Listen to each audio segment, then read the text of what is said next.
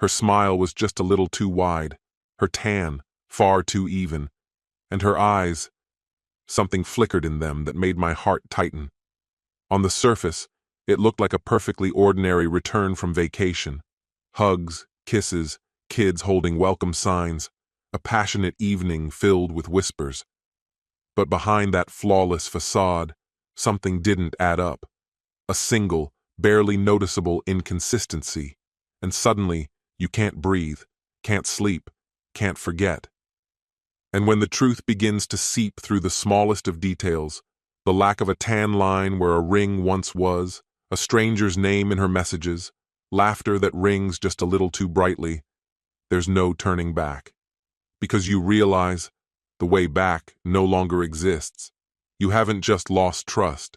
You found yourself at the heart of a carefully concealed betrayal. And now you have more than just proof. You have a plan. Cold, precise, devastating. And the worst part? You still love the one who broke you. Hello, my friend. I'm so glad you stopped by my channel. If you're here for the first time, don't forget to subscribe and share this video with your friends or family. It really helps my channel a lot. Please tell me in which city or country you watch this video. I value every one of your comments. So, let's get started. We stood in tense anticipation near the baggage claim, our eyes darting among the travelers. My brother-in-law, Benjamin, waited with me, flanked by his daughters, 9-year-old Daphne and Lily, who was 7. My own children, Daniel, 12, and Sophie, also 9, hovered excitedly nearby. The kids proudly held a massive sign above their heads. "Welcome home, mommies." It had been a full 2 weeks since my wife Melanie and her sister Hannah had flown off to bask in the warmth of Belize. Escaping Minnesota's brutal January chill had almost become a family ritual, and this getaway offered the sisters a chance to soak up the sun and unwind. After a while, the first wave of arriving passengers began to file out. When the children finally glimpsed their mothers, they burst out in joyous shouts. Melanie and Hannah, glowing from their tropical retreat, both looked happier than ever, their faces bright and their skin bronzed by the sun. Melanie swept Daniel and Sophie into her arms, covering them with affectionate hugs and kisses. Then, turning to me, she greeted me with a long, lingering kiss that spoke volumes. I wrapped my arms around her, not wanting the moment to end. "I missed you every minute," I murmured softly. Melanie leaned in, her tone teasing yet full of warmth. "Just wait until tonight. I'll make sure you know how much I missed you too." She kept that promise later that evening. After 15 years together, Melanie knew me inside and out, and she understood exactly how much tan lines drove me crazy. With the kids asleep, we slipped away to our room. "Go lie down and wait for me," she whispered, a playful glint in her eye as she disappeared into the bathroom. Soon enough, I found myself under the covers, anticipation building. When Melanie finally returned, she wore nothing but a tiny thong bikini. Her face, always her most striking feature, radiated happiness, her smile wide and genuine. Still, Melanie often struggled with self-doubt. She'd talk about being too petite or lacking curves, or fret about her body's changes after pregnancy. Though her breasts had filled out over the years, she never seemed satisfied. But as she struck a pose at the edge of the bed, every line and curve seemed flawless to me, her golden tan accentuating her beauty. Slowly, she slid her thong down, revealing a sharp contrast between her tanned skin and the untouched pale areas. Subtle lines marked where the bikini had shielded her from the sun. The sight made my heart race. Then, with a gentle motion, she undid her bikini top and let it fall away, exposing her soft, pale breasts. I couldn't hold back any longer. Sitting up, I reached for her, showering her with kisses as my hands explored her warm, sun-kissed skin. My touch sent shivers through her, and soon we lost ourselves in one another, my longing for her overwhelming. Several times I found myself nuzzling into her, breathing in the scent I'd missed so much. "It's so good to be home," she breathed, her voice trembling with emotion. I missed you too. We spent most of that night reconnecting, holding each other close. A few days passed, and I found Melanie scrubbing the bathroom tub. I paused in the hallway, captivated by the sway of her hips as she worked. She must have sensed my gaze because she glanced over her shoulder, grinning. "What's got you staring?" she teased. I told her the truth. I was fantasizing about what I'd do if she wasn't wearing those pants and the house was quiet. She laughed and called me a pervert, obviously entertained. She slipped off her gloves, tossing them aside, then walked over with a sultry swagger. Pressing up against me, she whispered, "That's what you call temptation." Usually I would have responded in kind, but an unexpected feeling of unease crept over me. Something wasn't right, though I couldn't pinpoint what it was. Melanie looked a little confused by my lack of response. "Typical," she joked. "All talk, no follow-through." She gave a playful shake of her hips before turning back to her cleaning. It was then that a minute detail caught my attention. So small, but enough to send a chill through me. I froze, made a quick excuse about needing something in the garage, and slipped out, unsure if she even heard. Alone at my workbench, I tried to reason with the unsettling thought gnawing at me. Had Melanie been unfaithful while away? She was charming, and I'd always known that other men noticed her. The thing I'd noticed seemed to make sense only if something had happened on her trip. The fear gripped me. If I found out she'd betrayed me, I knew I couldn't stay. The pain of even considering it, especially for the sake of our children, was almost unbearable. What could have made her do this to us? Had I somehow fallen short as a partner? These questions ran through my mind over and over, even though I had nothing concrete, just a gut feeling that something had changed. But how could I ever know for sure? If anything had happened, it was far away, in another country. Directly confronting her seemed pointless. She would only deny it. I considered asking Hannah, but both sisters were stubborn to the core, so that would get me nowhere either. Growing up, I'd always been aware of how close sisters could be. If one of them did something questionable, the other was rarely far behind. These suspicions weighed on me, so I knew I needed to talk things over with Benjamin. Before I could do so, though, Melanie called out for me, prompting me to head back inside the house. "Why have you been out in the garage all this time?" Melanie asked, her tone tinged with concern. "You've been out there for more than 2 hours. You'll get sick." I brushed off her worry with a casual, "Just tidying up out there," and left it at that. But a new thought was already forming in my mind. I had no desire to spend the night in the same room as her. On top of that, I'd been fighting off a cold all day and honestly needed the rest. I opted to crash on the couch instead. Melanie clearly wasn't thrilled about it. "Fine," she relented. "I'll make you some chamomile tea before bed. Maybe that'll help." After Melanie headed to bed, I was left alone, wrestling with an endless barrage of thoughts. What had motivated her to do this? What choices did I really have? Should I go straight to Benjamin and ask if he could confirm anything about Hannah? Suddenly, I realized there might be a concrete way to learn the truth about Melanie's fidelity. She had recently become fixated on maintaining constant contact with her friends. Melanie's Facebook network was enormous, easily 600 or 700 people. Her Yahoo address book was even larger. If she had kept in touch with someone from Belize, I was sure there would be an email trail. Still, knowing that we both had access to each other's passwords, she might have used a different email. As I drifted off, an idea started to come together. The next morning, I was exhausted and struggled to keep my mind on work. That day, I made an appointment to meet a divorce lawyer on Friday and contacted Benjamin to invite him out to lunch. He sounded surprised but agreed. When we met, I laid everything out for him. At first, Benjamin chuckled and tried to make light of it, but when he saw how serious I was, he promised to see if Hannah was guilty of the same thing. Claiming I was sick, I left work early and arrived home by mid-afternoon. Right away, I installed a keystroke logger on our computer. It took a week before anything surfaced. Melanie eventually logged into a separate email account using the username BeachDreams1975. Her password was a mashup of our children's names and their birth years, Shedav92. Just days after coming back from Belize, she and Brian were in constant email contact. The exchanges between Melanie and Hannah left no doubt about what had happened. As it turned out, Hannah had also slept with a man named Samuel. I forwarded all of Melanie's messages to my own email address and erased any traces of the keystroke logger. Afterward, I sent Benjamin a collection of these emails. That's how the truth emerged.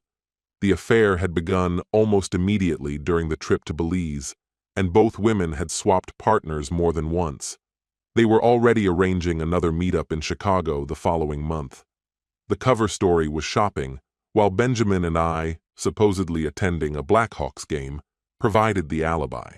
A quick look at both Melanie's and Hannah's Facebook profiles showed two recent friends, Brian Spencer and Samuel Rhodes, both married and living in Illinois. The proof was undeniable. I finally had all the leverage I needed. But what came next wouldn't be simple. Benjamin was still struggling to accept reality. He kept everything to himself, never confronting Hannah or admitting to himself that she might have cheated. I understood. Melanie's caring attitude toward me and the kids made it hard to believe she would ever risk our family. Her affection sometimes made me second-guess everything, which helped preserve a sense of normalcy between us, even in our most intimate moments. One afternoon, I called Benjamin at his office. "Hey, Benjamin, it's James. Can you check your personal email from work?" "Yeah, sure," he replied. "I just sent you something important. Go through all of it and then call me back."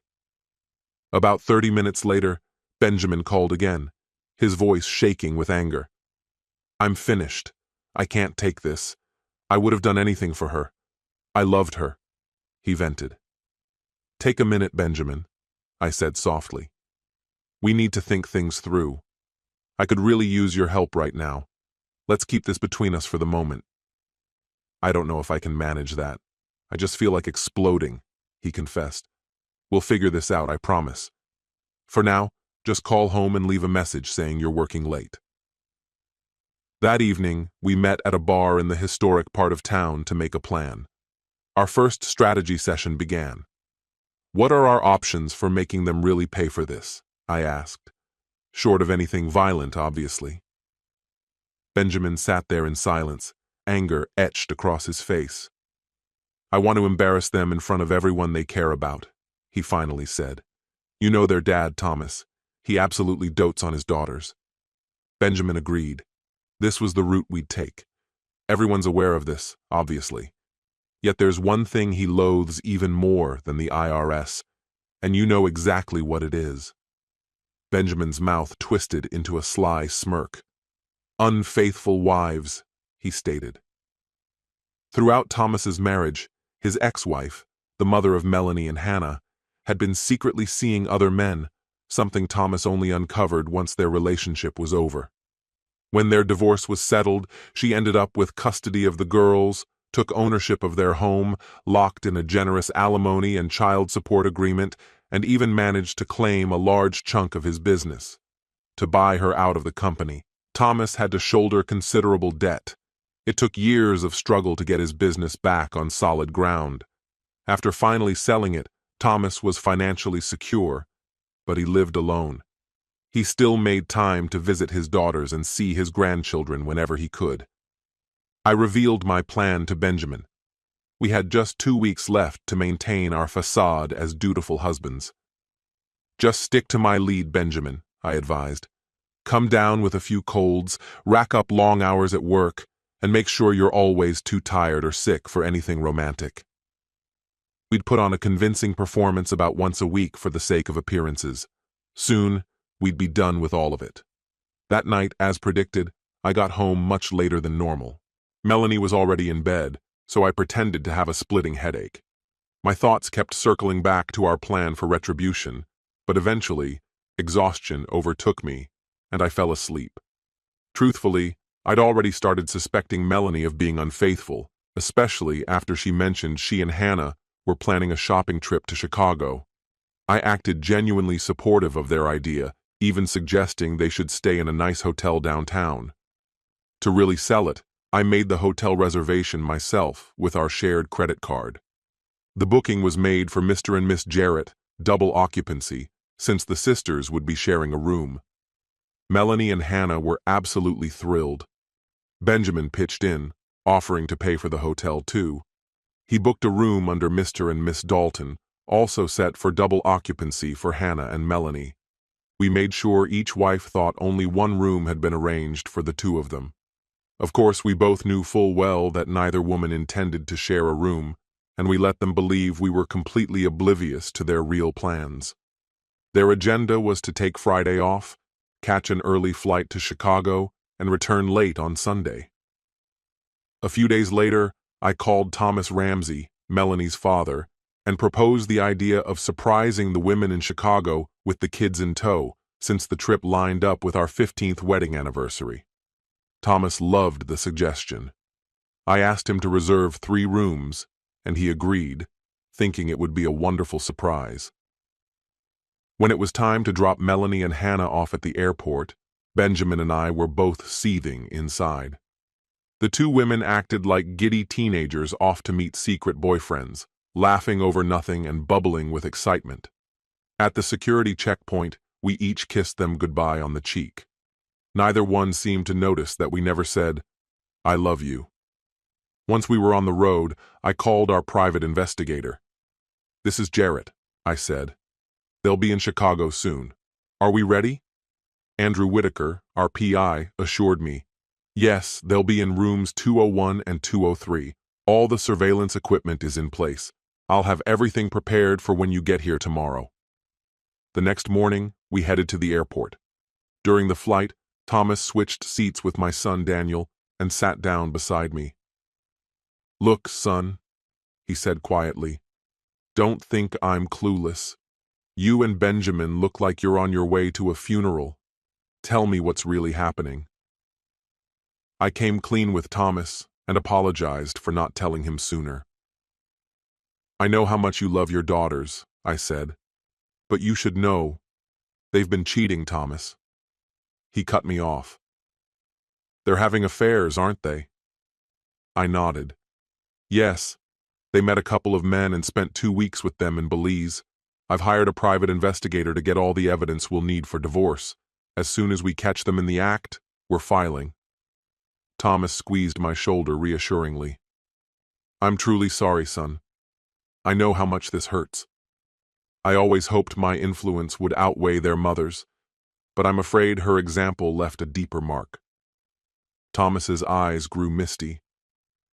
"I didn't think I could feel this kind of pain again," he murmured. He eventually composed himself and went back to his seat. When we landed in Chicago, Andrew Whitaker met us at the airport and handed envelopes to both Benjamin and me. Inside were incriminating photographs and a DVD with footage from the previous night. Andrew said a process server would be in touch soon, and his team was keeping watch on both rooms. His assistant would let us know when it was the right moment to confront them. The spouses of Spencer and Rhodes would be getting similar evidence packets by noon. Benjamin and I asked Thomas and Andrew to look after the kids for a while. We needed to see firsthand what our wives had been up to. My stomach twisted as I flipped through explicit photos of Melanie, including one of her with 2 men. The worst part, it was obvious they hadn't bothered with any protection. Benjamin and I immediately realized we'd need to get tested for STDs when we got back to Minneapolis. Andrew called his assistant to check on the hotel situation. The women and their companions had gone out for lunch, so for the time being, the coast was clear. Thomas went ahead and purchased 3 separate items. At the same time, Benjamin and I made our way to the reception desk to ask for additional key cards for rooms 201 and 203, which were both registered under our names. After confirming who we were, the receptionist provided us with the spare keys. We casually mentioned that our kids had arranged a surprise and asked the receptionist not to mention anything to our wives. Together, we all took the elevator up to the 3rd floor, where our rooms were located. Roughly an hour later, Andrew Whitaker called my phone. He let me know that everyone had returned from lunch and settled back into their rooms. He also noted that there had been a change in room pairings. Melanie was now with Rhodes, and Hannah had switched to being with Spencer. "I'm downstairs in the lobby, and the process server just walked in," he informed me. "I'll send him your way," I told Andrew, then hung up and sat upright on the bed. Turning to the kids, I spoke with energy. "Okay, let's get going. Sophie, Daniel, don't forget what I told you. Grandpa and I will go in first. When I signal, both of you shout, 'Surprise, Mom,' understand?" "Don't worry, Dad," Daniel answered. "And stay outside until I give the word," I reminded them. "We understand, Dad." "No problem," the kids reassured me. "All right, let's go." We climbed the stairs and paused outside room 201. I inserted the key card and eased the door open. Thomas and I stepped inside first, with the kids following. However, they didn't wait for my cue. Almost immediately, they burst out, "Surprise, Mom! We're here!" But what we found was Melanie in bed with Rhodes. Our sudden appearance caught them completely off guard. Rhodes scrambled off the bed, snatched his pants from the floor, threw them on in a rush, grabbed the rest of his things, and bolted from the room. He wasted no time getting out. Melanie, meanwhile, leapt up, desperately trying to pull on her clothes. "No, this isn't real. How did you all get in here?" she cried out in disbelief. "Look, Mommy's naked," Sophie blurted, squeezing between Thomas and me for a better look. I snapped my fingers, and the process server entered. "Are you Melanie Jarrett?" he asked the only woman in the room who wasn't dressed. "She's my mom," Sophie chimed in, trying to help. The process server handed Melanie a sealed envelope. "You've been served," he declared, snapping a quick photo of her clutching the envelope while she tried to cover herself. Just as quickly, he was gone. "Kids, let's give your mother a moment to get dressed," I said. We left Melanie sobbing on the floor, clearly aware of what the envelope contained. In the corridor, we met up with Benjamin and his kids. "Your turn, Benjamin," I said quietly. Things hadn't gone any better in Hannah's room. Spencer had reacted violently. When Spencer was caught, he lashed out, even hitting Thomas across the face. That was all the provocation Benjamin needed to jump in and punch Spencer. Meanwhile, Hannah surprisingly came to her father's defense, scratching Spencer on the face, one small but important show of support for him. I entered just then, dragged Spencer into the bathroom and tossed his clothes in after him. "Get dressed and leave," I said coldly. Thomas, Benjamin, and the kids exited the room. Hannah, apparently unfazed, followed them into the hallway, wrapped in nothing but a blanket. Benjamin gave her a stern glare. "Go put your clothes on," he told her. Looking chastised, Hannah turned and did as she was told. The process server, who had stepped out during the scuffle, now reappeared near the door. "James Jarrett?" he called. "That's me," I replied. He handed me an envelope. "You've been served." We all regrouped upstairs. Our initial plan had been to stay overnight and talk things through with our wives, but after what had transpired, I couldn't stand the thought of spending another night with Melanie. I packed our things and let the kids know we were leaving. Thomas told us he would stay behind. He wanted to have a conversation with his daughters. Benjamin and his children left with us, heading back to Minneapolis. 4 months later, after Melanie had begged for forgiveness countless times, the court finalized our uncontested divorce. Thomas struggled to get Melanie to agree to sign the paperwork. I kept the house, since it was mine before I'd married Melanie. I was also awarded primary custody of our kids, but I didn't ask Melanie for any child support. Thomas made sure she was taken care of financially. We divided the remaining assets, and that Christmas, Thomas surprised me with a generous gift to help me start fresh, telling me it would come out of Melanie's future inheritance. Benjamin's divorce unfolded in much the same way, except his home had to be divided, since both spouses owned it equally. In a twist of fate, not long after the divorce, Benjamin and Hannah rekindled their relationship. I wouldn't be surprised if they end up back together for good. As for Melanie and me, Reconciliation is impossible. Even though I believe she is genuinely remorseful and may still love me, I can't bring myself to forgive her. Her act of betrayal obliterated any affection I once held for her. What lingered was little more than the remnants of her disloyalty, scattered like cinders along the beaches of Belize. After that, loving her again became impossible. For the sake of our children, we manage a polite coexistence, but that's as far as I'm willing to go. One afternoon, as she waited for the kids to finish getting ready for their outing with her, she abruptly turned to me. "James, I need to know. How did you ever uncover what really happened in Belize?" "My secret is an appreciation for tan lines," I replied. She looked genuinely confused. "But I always wore a bikini. We never went to any nude beaches or anything like that." I nudged her memory. "Think about it, Melanie. When you used to clean the bathroom, working with all those harsh chemicals, what would you do first?" She thought for a moment.